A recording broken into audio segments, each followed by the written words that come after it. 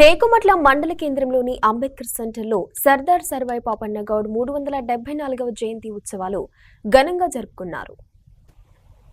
ఈ సందర్భంగా cake cut చేసి నాయకులు ఒకరికొకరు స్వీట్స్ తినిపించుకున్నారు.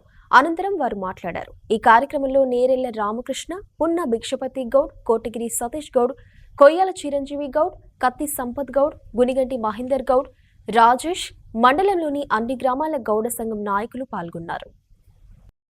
ఈరోజు సర్దార్ సర్వాయి పాపన్న గౌడు జయంతి సందర్భంగా టేకుమట్ల మండల కేంద్రంలో వివిధ గౌడ సంఘాల నాయకులతో మరి వివిధ రాజకీయ పార్టీ నాయకులతో సర్వాయి పాపన్న 374వ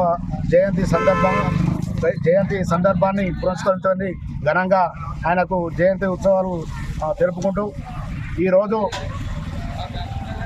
సర్దార్ సర్వాయి పాపన్న అలనాడు 370 సంవత్సరాల క్రితమే మన తెలంగాణ రాష్ట్రాల్లో ఏలిన మహారాజు. కానీ ఈరోజు మన గౌడ నాయకులు గౌడ నాయకులు అందరూ వివిధ పార్టీలలో ఉండి వాటి పార్టీలు పబ్బం కలుపుకోవడానికి గడుపుతూ ఉన్నారు. రాబోయే రోజుల్లో మన టేకుమట్ల మండలంలో ఉన్న గౌడ సంఘం నాయకులంతా ఏకదాటిపై రాబోయే రోజుల్లో మన సర్దార్ సర్వాయి పాపన్న ఆశయాలను ముందుకు తీసుకుపోవాలని కోరుకుంటూ ఈరోజు సర్దార్ అనే పేరు ఒక మన గౌడ కులస్తులకే అంకితమైంది. ఎందుకంటే ప్రపంచంలో ఏ కులానికి లేదు.